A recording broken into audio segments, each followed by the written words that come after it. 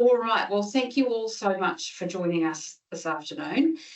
This is our How to Succeed for Apprentice of the Year for 2026.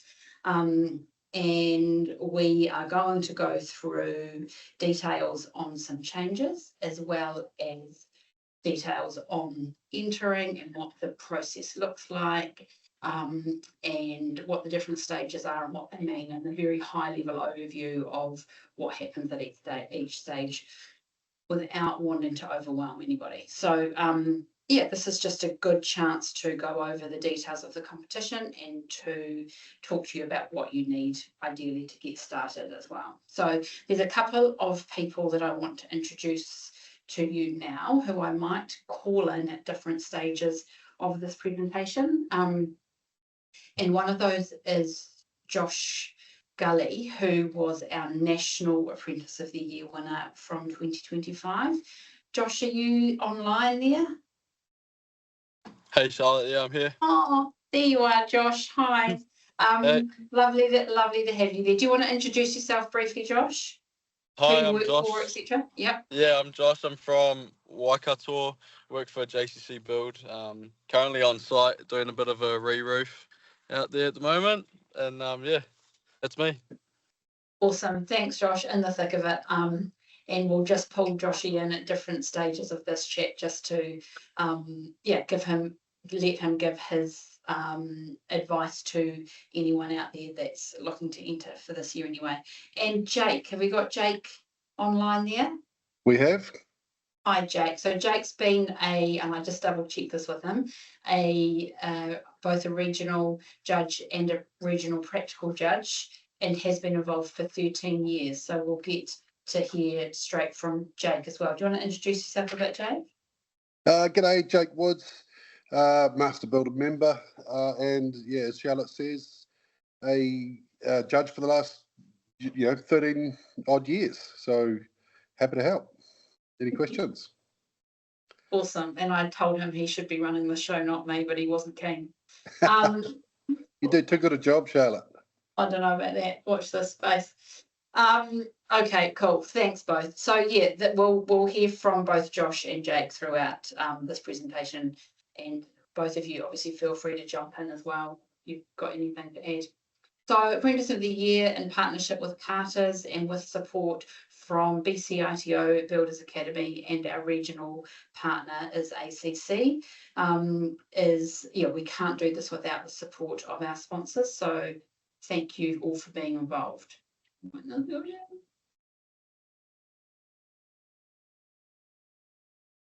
Yeah. So as I said, in partnership with Carter's, and we do this it's all about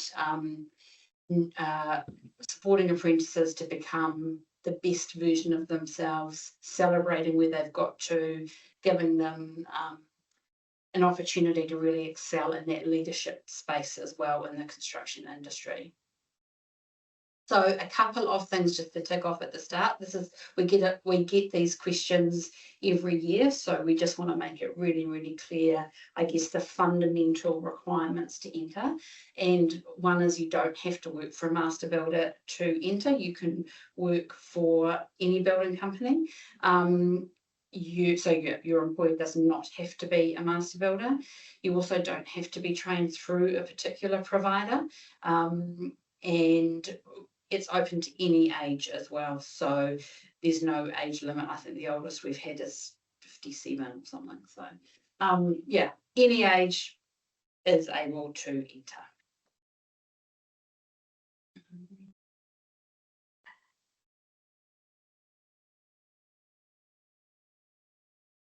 So a couple of things on why you should enter, and I think we'll hear from we've got a video to hear from somebody as well. But Josh, could I ask you just to jump in here as well and give us a wee overview of why you entered last year?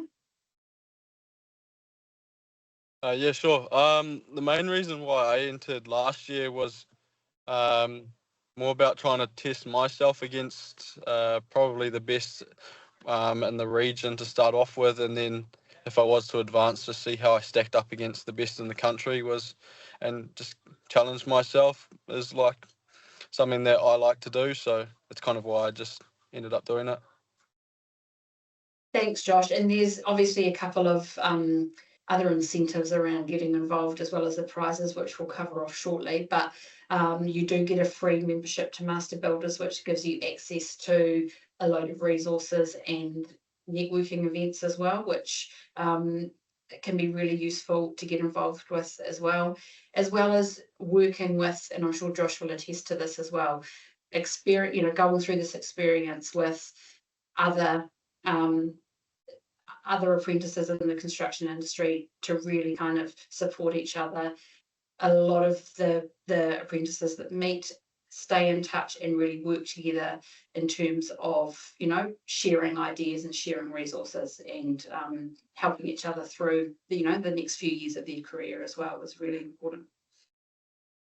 So we talked a little bit about prizes. Everyone that enters gets a Carter's gift pack, which is made up of these awesome bits and pieces you can see here. And then there are obviously really good prizes once you get through to the regional level as well, which we'll touch on a little bit later. But we do have a video to play also from one of our apprentices from a couple of years ago, who will also say in their words why it's worth entering.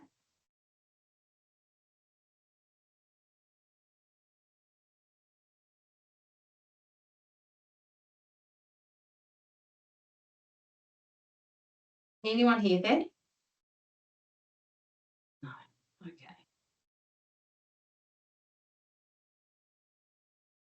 So we will pop that in when we finalise this slideshow and it goes on the website. We'll pop that in, and in the meantime, we'll send it out to anybody that is on this call as well.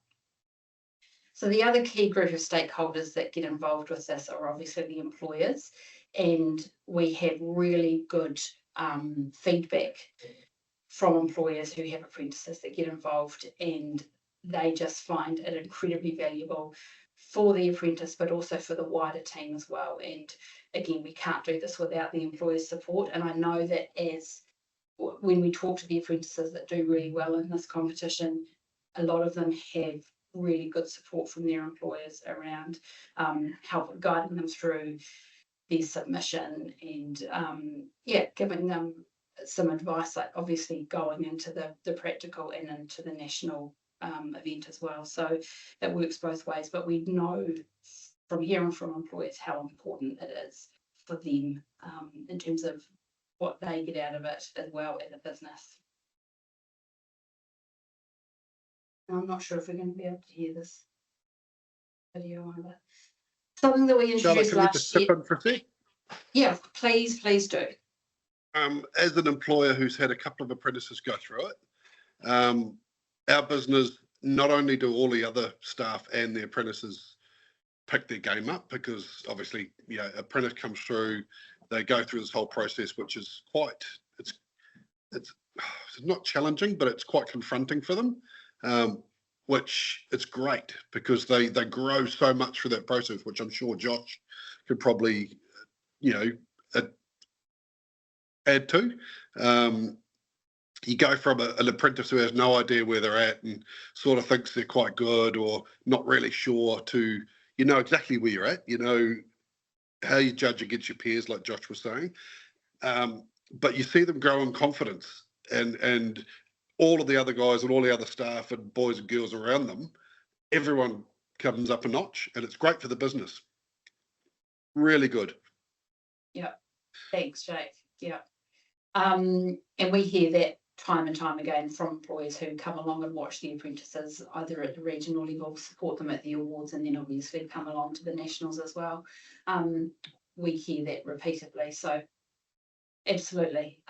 Something we introduced last year was an opportunity to visually recognise where the apprentices get to, and giving them the opportunity to include that with any of their own personal marketing material, I suppose, both at an apprentice level and at an employer's level as well. So you'll see from what's on the screen, we've got regional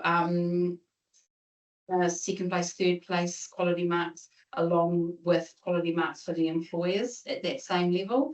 Then we've got the same for national winner, second and third place, and then those that make it through to the top 10. So that's just a really nice way to be able to, I guess, promote your involvement as an apprentice and where you've got to and the success that you've had, along with, as an employer, being able to acknowledge where your employers, I beg your pardon, your apprentices have got to as well. So that's quite a nice visual representation of that. So just covering off a few key dates of the competition, where entries are open now as of last week. So it's all set up, ready to go. The team here have actually been working really hard this year on updating the entry or the website just to make it a little bit more intuitive. And I'll talk about some additional bits and pieces that we've put onto the website to aid with your progress through the competition. So entries are open now on the website, closing on the 12th of April. We do the regional practicals throughout the country all on the same date. So that's the 13th of June. They start roughly 8 o'clock in the morning and they're wrapped up about midday. Obviously, everybody's building the same project, so we get everybody all at the same time building that, which is lots of fun around the country, and it's a really busy day for everybody. Then we go through to the regional awards. I'll talk a little bit more about what happens in between these days shortly in terms of the competition, but the awards are held between August and September throughout the country, and your local branch will talk a little bit more around, or they'll contact you certainly around when they are and where they're going to be held. Then we have the national competition is held in Auckland on the 8th and 9th of October. So how do you sign up? So let's just taking a step back, as I said, on the Apprentice of the Year website, that will direct you as to where you need to go and start your application. So in terms of looking at the journey, we have where everybody gets involved at the regional competition level is the written application and the practical challenge at the regional level. So everybody that enters Apprentice of the Year and finishes their entry will complete those two components. Then after the practical challenge, the scores from the written application and the practical challenge are combined, and we get the top 10 from each region goes through to the stage 2. Now, stage 2 is a site visit. So the judges will go on site on a site that you're currently working on, and there will also be an interview that you have with the judges, which is generally separate to that site visit, but we try and make it sort of roughly the same time. Then from there, the awards nights are obviously the top 10 are awarded, and then the winner from each of those regions goes through to the national event. As I said, that takes place in Auckland in October. And the winners from each of the regional events also get the opportunity to go on a pretty awesome leadership course with Outward Bound, which happens the following year in the depths of winter, which is always fun. But it's a very, very cool experience, and everyone that goes on it gains from it.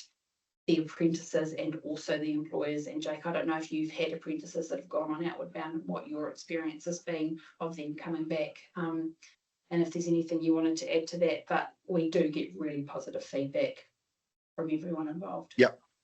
Every single one of them I've spoken to absolutely loves it, and they think it's probably the best prize that you get out of, or the best advantage of being part of it. Huge growth in them.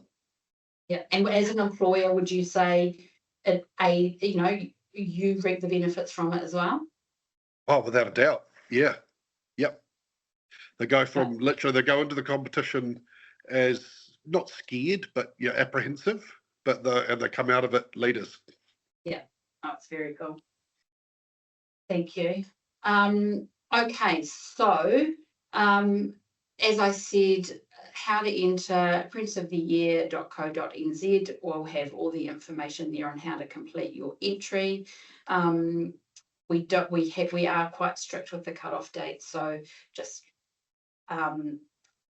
please work with your branch if you're having any trouble, and all the branch contact details will be made available to you as well. So please do reach out to them. Don't just kind of think, oh, I can't get this done. Please do reach out and they will be able to help you out with this as well. So in terms of how it's scored, that it's made up of, as I said, the written component, the regional practical, the interview and the site visit, and you can see the breakdown of the points there. We weighted it for obvious reasons towards that practical component, but you'll see that the written application, the interview and the site visit are still really key in terms of, you know, scoring well across that whole regional competition. So one thing that we have changed this year, for those that are new to it, it won't make too much difference for you, but it's good to know that we have changed the format slightly for the YU section of it. You'll see it's worth 35% of that written application. So we've tried to set it up this year so that we get as much out of the apprentices as possible, and it's been set up in a question format. The questions that you can see on the screen here aren't the exact questions, but it gives you an idea of what the information is that's being pulled out of it. And the questions are on the website, and when you start that application process, so it's all there ready for you to see. Show off, like, don't be shy, don't keep your successes a secret. Don't be humble, be really proud of who you are and what you've achieved, and also what your aspirations are as well, because that's a really key part of it as well. And as I said, you do get a significant number of points for this, so don't just think you need to write a brief paragraph on YU. It is quite a chunky part of those points out of 100. Then on to the written submission, we have Joshua Gullery's submission here. So Josh, you are, that is you, yeah. So there are these examples that are on the website that you'll be able to see in the tips and the tricks part of the website as well. Josh, did you want to talk about this side of it at all, about what you did, or? Yeah, for sure. Just a key takeaway from this, you don't need to have like the best like house build. You don't have to have the fanciest house to write about. It's more about portraying to the judges what you did and what you know about the build itself. Like if you know the build inside and out, it could be a very simple build like what I did. Just a bit of a garage extension turned into a bedroom, like a little living area. But at the end of the day, if you can describe in full detail a lot about the work, then that's really what you need, compared to someone who's done a real massive project that looks good from the outside and knows nothing about it. So it's what you kind of have to weigh up. Yeah, and I think you know, Josh, you've explained that really well in terms of it doesn't have to be the flashiest project, but what we do need to see is really clearly what your involvement was in it, and also what you learned from it as well is really key. So yeah, don't be shy. Tell us, you know, show off about what your part of it was. And I think, Can I also Josh, jump in real quickly there, Charlotte? yeah, please. Yeah, please. I would say if you can start on it like as soon as possible, because as I was writing, it literally took me all the way through to the final day of submission to get it all fully completed and up to my standards of writing. So if you were to start on it yesterday if it was possible, but now it's better than never. And did you, I know that we have had some submissions that have been supported by some video content. Did you include some video content? I can't remember if you did or not. I did for the national level. I did video just because I felt like at that point I was competing against the best and I needed something to, I guess, stand out from the rest of my other competitors. So thinking about what makes you better than the person next to you is real good. Having a bit of a different sort of view and take on, rather than just writing, have a video that they can see as well. Yeah, and I think it really aided what you were trying to get across, and that's just something to touch on now, but we'll talk about it with those that do get to that point, is that you can submit the same submission for the national entry as you did for the regionals, but we do encourage the apprentices that get through to the nationals to submit another project as well. And yeah, as Josh said. Charlotte, Yes. there's just a question in the chat. Does it need to be a finished project? This one that I wrote up on wasn't completed, so this was stage 1. It was still under construction during when I was writing it up, and then at the site visit it was going through stage 2 as well. So it's also good at the site visit if it's possible, if it could still be under construction, because then you can portray to the judges kind of what it's like on site when you're there, and it really helps you to portray all your health and safety when they're on site. You can do a full induction rather than a role play walkthrough type thing. It's like a live action. Yeah, cool. Thanks, Josh. Actually, that's a good point. Have we got any more questions? No, I don't need. Okay, cool. All right, so these are the example of the questions that you get asked throughout the YU, all fairly self-explanatory in terms of what you're being asked for. But yeah, again, as I said, don't be shy. Share as much about yourself as you can. Okay, so just an example of the website here. You'll see this video that we are pulling together today, along with the actual videos that are embedded in this website, will be shared in the webinar link there. And then we've also pulled together some really helpful tips, so entry tips, talking you through each stage of the competition and just giving you some guidance on what's needed and what's going to give you the best shot. So please do go and jump on the website to have a look and download that to see what you need to be doing. Now, just another couple of things you need for your entry is information on your employer and your training advisor, which should be pretty straightforward. A head and shoulders photo. This is one that needs to be more LinkedIn than Instagram, if that makes any sense. So if you can, against a white background, and again, we've put some examples on the website there of some photos, and then obviously your project submission as well. So talking about the practical, as I said, this will take place across the country on the 13th of June. When you arrive on site for the practical, there will be a pack of materials waiting for you. These would have been checked several times. There is also a requirement, and you'll be given a list of the materials for you to also check. There'll be a briefing that's undertaken on site for health and safety, and a bit of the project briefing as well.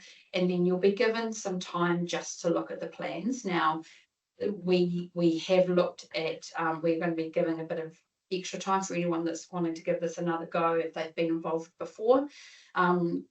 We are going to up the time that you will be given to read the plans, just so you've got the time to sit and plan out in your head how you'll approach the project as well. And Jake, is there anything you would like to add around judging the practical to start with? Yes, the way the judging is done, we judge on it. Obviously, we can only judge on what you've built or what you've done in that task. So if you've got, hypothetically, if it's a sawhorse and you've got a top and one leg, that's all we can judge you on.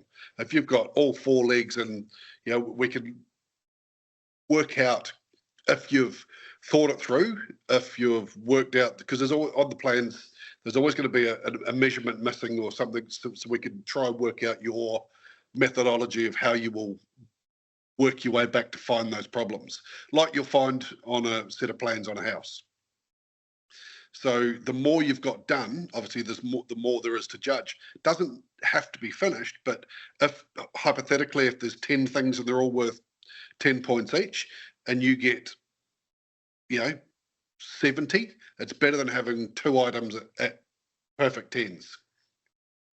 So if you can get as much of it done, and obviously they're designed to be challenging. They're not designed to really freak you out and be super scary, but you're under pressure. It's the first time anyone's ever really been under pressure, time pressure, and nobody goes to work and has 100 people standing there staring at them while they work. It's a pressure cooker environment. So relax, read your plans, don't freak out, and just get as much done, because you get judged on every component. You're better off to have more components done than 2 perfect components. Thanks, Jake. And there are examples on the website of previous regional projects as well, so do jump online and have a look at those. And what we try and emulate with these projects are jobs that you would potentially do on site. So, for example, the project that we did last year, which was a little planter box, that kind of emulated, help me out here, Jake, retaining walls. Retaining walls and architraves with the joins on the top of the box as well. So we try. Yeah, did I do all right? Yeah. So we try and emulate some of those jobs that you would do, on a bigger scale, but obviously in something that can be contained within a small space as well. So it is very much we design the projects to test those skills that you would be doing on site. So yeah. Okay, but again, those examples are on the website, and we actually have examples with plans, the tool lists, and the instructions for both regional projects and national projects. So do jump online and have a look at those if you have an idea. Okay, so after we've gone through, as I said, the written submission and the why me is judged, then the practical, then we combine those scores, and from those 2 components we get the top 10 for each region, and you'll be notified fairly quickly after the practical around whether you've made it through to the top 10.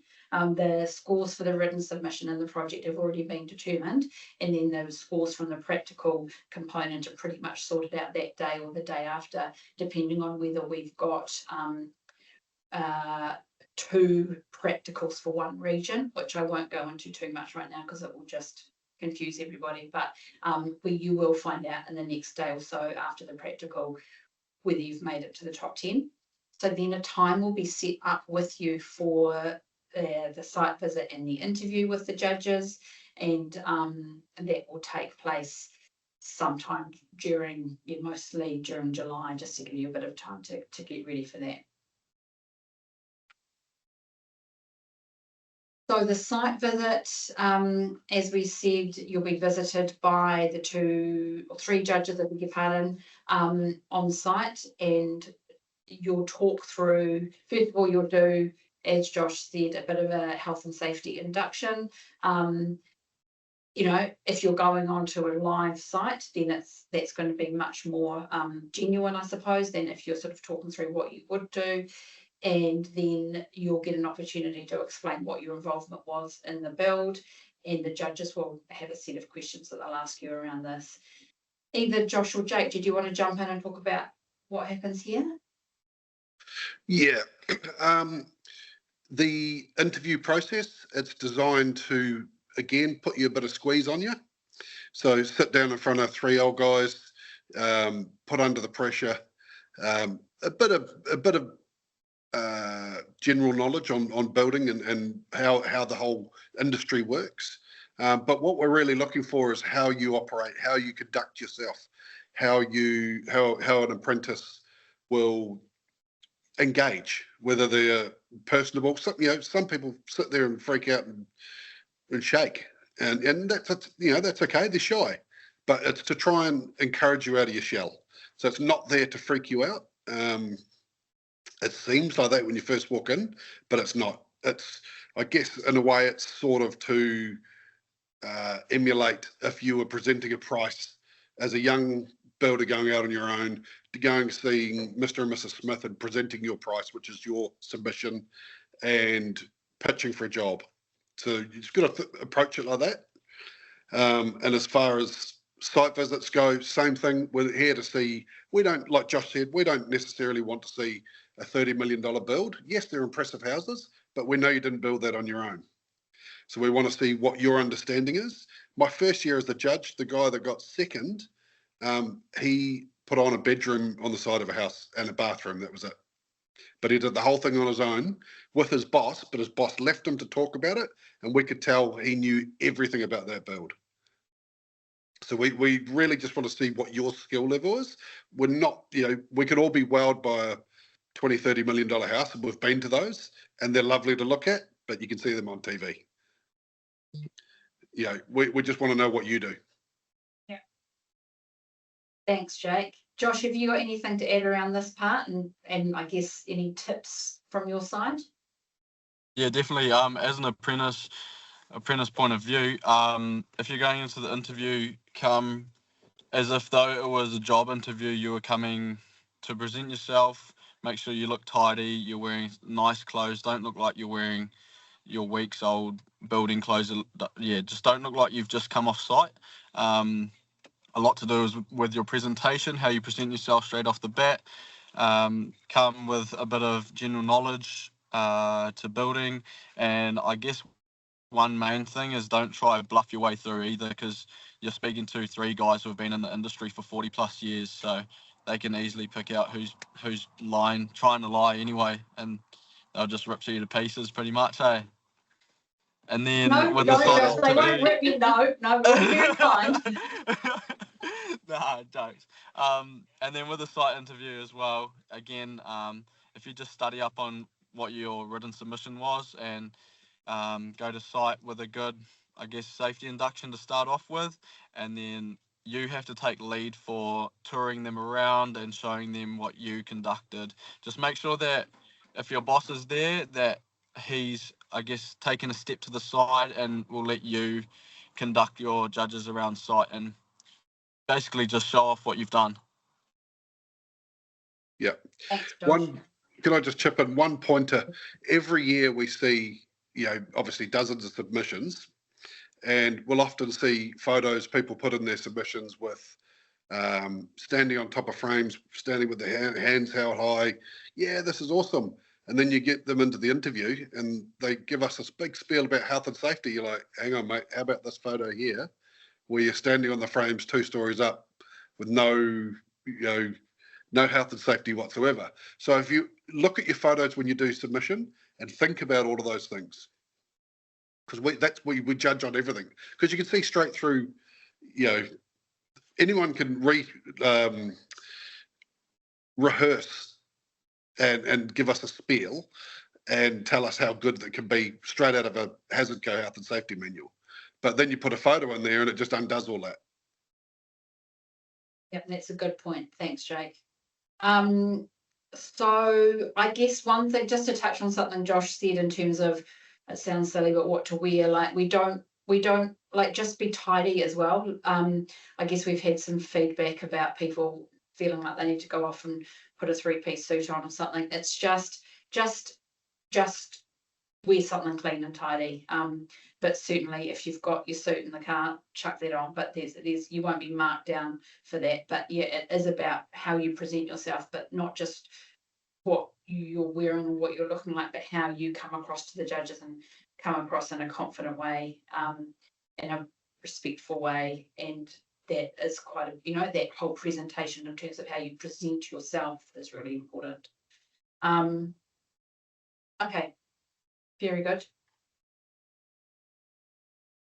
So again, just touching on the points summary in terms of how that's all made up. You can see there the interview and the site visit comes to a total of 225 points, which out of the 500 points is fairly substantial. Okay, so then after you have gone through your site visit and your interview, you will then attend the regional awards, at which the winner and the second and the third place will be announced. These are all always fun nights. I'm sure Josh can attest to them being somewhat nerve-wracking as well. But, you know, there are opportunities to bring along your family and your supporters as well to celebrate the success that you've had up until this point as well. So you'll be notified by your branch manager of when this is going to take place and who you would like to bring along. Was there a question there? Emma, did you have a question? No? Okay. So yeah, always fun nights and a great chance to celebrate where you've got to. Okay, so just touching on that again, in terms of where things have got to. Yeah, as I said, after the regional awards are complete, each regional winner will then move on to the national competition. So up until this point, you will have been looked after, for want of a better term, by your local branch. And then in the national office here, we sort of take over the communication with you and work with you on the details to get you through to the national event. This might actually be quite a good place to just touch on one of the key changes this year, and that is how we are structuring the regions. Now, previously, the way the regions have been determined have been very set in terms of their boundaries. So it's been very clear in terms of, okay, if you're in the southern competition, then you're applying from this point in the map down, etc., etc. What we're trying to achieve this year is a much more balanced competition in terms of numbers across each region, as well as many opportunities to get to the national finals as possible. So just to give you an example, one thing that happened last year was Canterbury didn't get their minimum number of apprentices in the Canterbury competition, so they merged with Southern, and it meant that obviously there was a lot of travel for that group of people, etc., etc. Now, just so you're aware, we do have a minimum of 7 apprentices per region to make it a competition. What we're going to be doing this year is, after entries have closed, we will look to see those regions that might be sitting on a lower number and potentially look to move an apprentice from one region over to another. Now, we will only do that when it makes it really kind of fair, I suppose, and clear that it makes sense to do that. But one thing I just want to flag at this stage is you will be taken through the process up until entries open with your written submission, with your regional branch that you can find either on the website. If you're not sure who to talk to, please just email the AOI email address and we can let you know. There might be some movement with who then looks after you from that point, and we don't know exactly what that's going to look like, but just to reiterate, the purpose of that is to create a fairer competition across the country, and also to give as many apprentices as possible the opportunity to go to the nationals. So there will no doubt be a few more questions that come through around that when we get to that point, but you will be, if you're applying or you're entering, then we'll talk to you quite specifically about that at that stage, but I just wanted to mention that now. So as I said, we then scoop you up at the national level and we look after you moving forward in terms of what's going to happen over those couple of days in the nationals, what you need to bring, who you bring with you, etc., etc. There are some pictures of our fabulous team, I think, from last year, and the project that they made, which was the wonderful little train. One thing to note is the projects, if you're not aware, the projects that are made at a national level are all donated to local preschool centres. So the kids come along, they know the apprentice that is building for their preschool, so they come along and cheer you on. It's very cute and not at all distracting, is it, Josh? But they come along and support. So it's quite cool to know that what you're building at that national level is being used and well loved and cherished by the kids at the preschool. that it goes to, and just to also note the preschool does get involved with what the project is, because it's got to obviously meet their requirements as well. But yeah, so then it's a fairly intense couple of days, and Josh might want to talk about this in a minute, but we get everybody up there the afternoon before and brief everybody. So that's normally on the Wednesday. Then the Thursday is a really big day with the build. It's fairly exhausting. It does go quite quickly, I think, for the apprentices, but it's a very full-on, very long day. And then on the 9th of, which is the Friday, we do the interviews with the judges, and then we I'm just going to skip that because it's not going to work.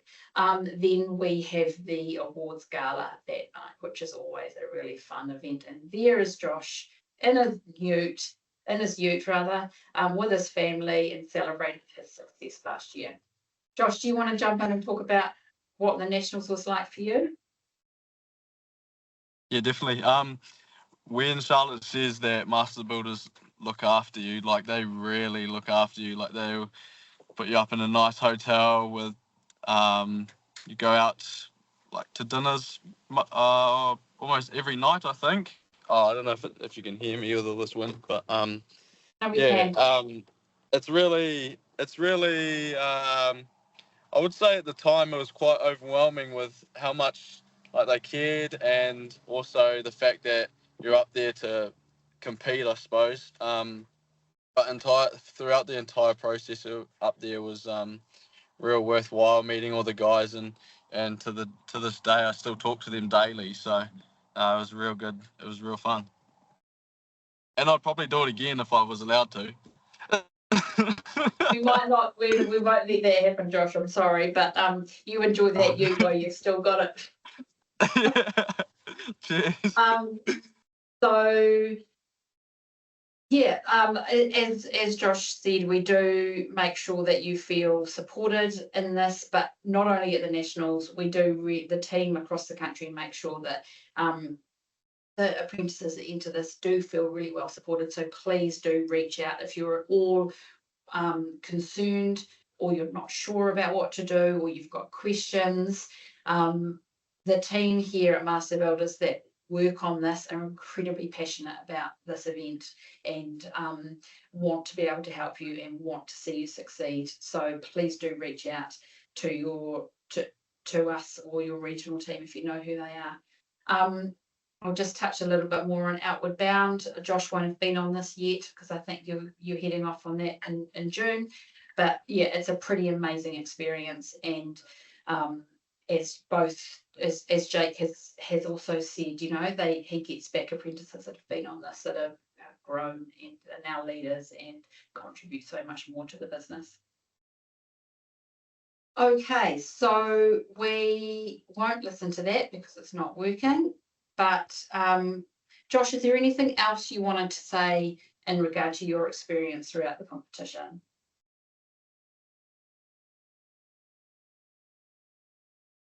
I think it was just it's also probably a time to give back to your company as well. I know that throughout my entire apprenticeship, JCC have really sacrificed a lot for me to be in a position of where I am. So in doing this competition, it was almost like a giving thanks back to them as well, and just letting them know that like I was just not only going up there for myself but competing for them on the national stage as well. I think it was quite cool. But other than that, no, I think you said it pretty well. Well, thanks, Josh. Thank you for your input here. And Jake, is there anything else you wanted to add to from your perspective, either as an employer or a judge? As an employer, it's really rewarding to see, you know, regardless whether they're my apprentices or anyone's apprentices, it's just great to see how they, you know, the first time we read their submission, we see them at the practical, then we interview them, see the site visits. So the whole journey all the way through is over a few months. So you see them up on stage or on the regional awards nights, and then obviously at the nationals. They're different people. They're literally different people from start to finish. So if you're thinking about it, Don't hesitate. Just do it. Regardless whether you win or not, you will get so much out of this competition. It's not funny. Thanks, Jake. That's awesome. No worries. So, any more questions that you might have? I mean, the first port of call is the Apprentice of the Year website. As I said, entries are open at the moment. If you're not sure who to talk to around starting your entry or who should be sort of, who can be assisting you, just either, go through the AOI email address, which will be on the Apprentice of the Year website, or look for your local branch, which is just sitting on the Master Builders website as well. But we are really looking forward to a great competition in 2026. In the background, we have been working away on, as I said, the team have been working away on the website to make sure that's as user-friendly as possible. So there's lots of tips and tricks on there. In the background, we've started working on what the practical project is going to be, as well as the national project. So we're well underway with ensuring 2026 is another awesome year. So we look forward to seeing as many of you involved. As I said, please do reach out with any questions. We want to support you, and thanks so much for your time watching this, and look forward to having you all involved.